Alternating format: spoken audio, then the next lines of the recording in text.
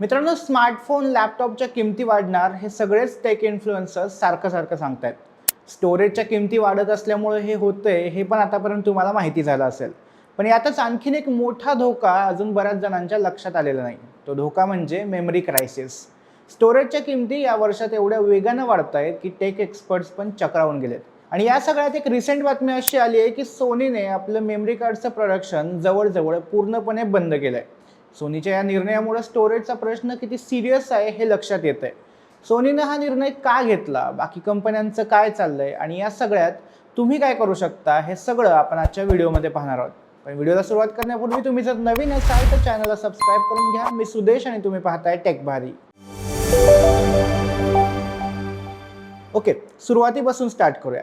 तुमच्या फोनमधली RAM, लॅपटॉपच्या SSD मधली जागा आणि मेमरी कार्डमधली स्पेस हे सगळं NAND फ्लॅश मेमरी आणि DRAM नावाच्या चिपवर चालतं. या चिप्स बनवतात जगातल्या फक्त 3 मोठ्या कंपन्या, सॅमसंग, SK हायनिक्स आणि मायक्रॉन. जगातली सगळी मेमरी सप्लाय या 3 कंपन्यांच्या हातात आहे. आता सीन असा आहे की AI साठी लागणाऱ्या ज्या चिप असतात त्या तयार करायला याच कंपन्यांच्या मशीन्स लागतात. सो कंपन्या काय करतायत की बाकी नॉर्मल मेमरी कार्ड बनवण्याच्या ऐवजी फक्त AI कंपन्यांना लागणाऱ्या चिप्स बनवतात. त्यामुळे मग आपल्याला लागणारी मेमरी म्हणजे लॅपटॉप किंवा फोनमधली किंवा हार्ड ड्राईव्हमधली मेमरी सगळीकडचीच चिप महाग होतीये.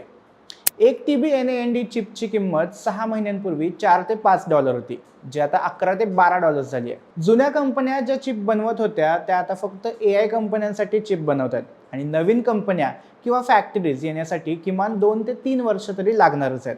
त्यातच आता युद्धही सुरू असल्यामुळं ही प्रक्रिया आणखीनच हळू होतीये. सो अशा सगळ्या पार्श्वभूमीवर आता सोनीचा निर्णय मोठा ठरतोय, कारण त्यांनी आपले जवळपास सगळेच CF एक्सप्रेस आणि SD मेमरी कार्डचे नवीन उत्पादन थांबवलंय.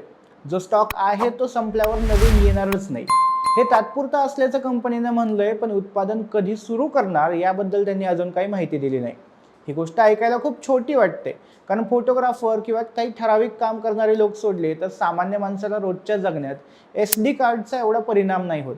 पण हा निर्णय म्हणजे सोनीचं फेल्युअर नाहीये, तर एका मोठ्या ग्लोबल समस्येचा सुरुवातीचा परिणाम आहे. आता याचा आपल्यावर थेट परिणाम काय होतोय आणि पुढेही काय होईल हे आपण बघूया. या सगळ्याचा कंपन्यांना मिळणाऱ्या मेमरी चिपपेक्षा जास्त परिणाम कंझ्युमर SSD वर झालाय. 1 TB SSD जी यापूर्वी ₹5,000 मिळून जायची ती आता $9,000 ते ₹12,000 गेली. हार्ड ड्राईव्ह म्हणजे HDDचं बोलायचं झालं तर त्यांना सुरुवातीला धोका नव्हता, कारण HDDसाठी NAND चिपची गरज नसते. पण AI डेटा सेंटर्सला स्टोरेजसाठी HDD लागते, त्यामुळे त्यांच्या किमतीही जवळपास 50% वाढल्यात. मेमरी कार्डचं बोलायचं झालं तर लेक्सार, सॅनडिस्क आणि किंगस्टन अशा कंपन्यांनी आपल्या मेमरी कार्डच्या किमती वाढवल्यात आणि स्टॉक कमी होत चाललाय. हे सगळं कधीपर्यंत चालेल, म्हणजे किमती वाढतच राहतील की एका पॉईंटनंतर कमी किंवा स्थिर होतील, याचं उत्तर थोडं अवघड आहे.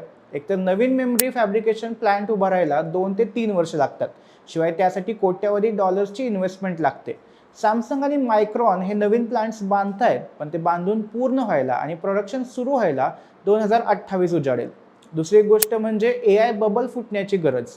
AIची मागणी जर कमी झाली, तो बबल जर फुटला तर AI प्लांट बंद होऊन मेमरी कार्ड्सची गरज पुन्हा कमी होऊ शकते. पण हे सगळं आता तरी शक्य नाहीये. AIची मागणी कमी होणं दूरच, उलट रोज नवीन AI कंपन्या तयार होत आहेत. त्या कंपन्याही मोठ्याने ग्रो होत आहेत. काही एक्सपर्ट्सच्या मते हा बदल पुढच्या 1 दशकापर्यंत म्हणजे 10 वर्षांपर्यंत टिकून राहू शकतो, कारण जगातल्या सगळ्याच कंपन्या सध्या AIला प्रायोरिटी देत आहेत. आता बघूया की तुम्ही काय करायला हवं. सगळ्यात पहिलं म्हणजे जर तुम्हाला SSD अपग्रेड करायचे असेल, मेमरी कार्ड घ्यायचं असेल किंवा HDD बदलायचे असेल तर ते सगळ्यात आधी घ्या. पुढे जाऊन किमती आणखी वाढायची शक्यता आहे.